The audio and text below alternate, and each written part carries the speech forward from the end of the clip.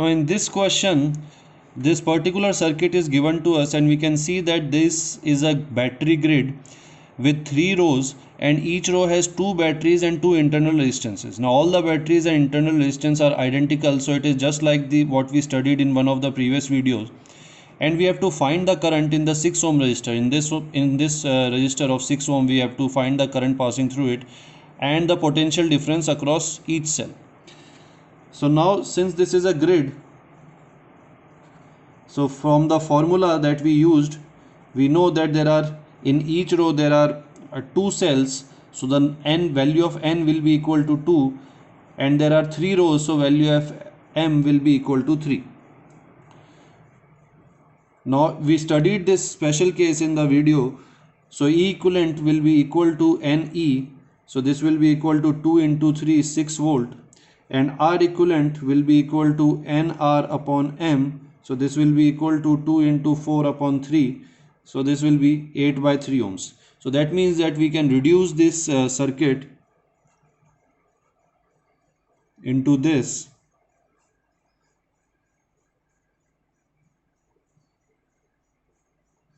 and this will be the 6 ohm battery. Now we can easily find out the current I from this in this circuit through 6 ohm battery. So current will be equal to 6, the EMF, divided by the total resistance. So 6 and 8 by 3 are in series, so 6 plus 8 by 3, and this will be equal to 18 upon 26, or I will be equal to 9 by 13 amperes. So this will be one of the answer, the current through 6 ohm resistance. So it will be 9 by 13 amperes.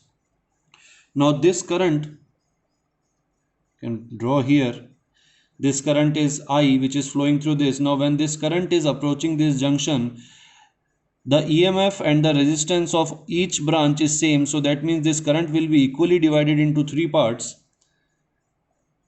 So we can say that each branch will have current I by 3. This will be the equivalent current.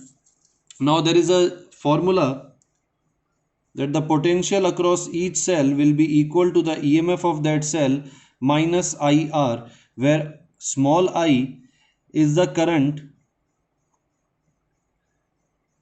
in that branch with the battery E. So let us say that if we want to find the potential difference across this battery, then this battery's value will be equal to E, and I will be the value of the current which is flowing in this branch, which is I by 3, and R will be the value of internal resistance which is connected here. Then if we apply this formula, we will be able to find the potential drop across this cell. So if we put it right like this, then E will be 3 minus current is I upon 3, where I is 9 by 13, so it will be 9 by 13 into 3 multiplied by the R, which is the internal resistance of 4 ohms, so it will be equal to 4. And if we solve this, then the potential drop across this cell will be equal to 27 by 13 volts.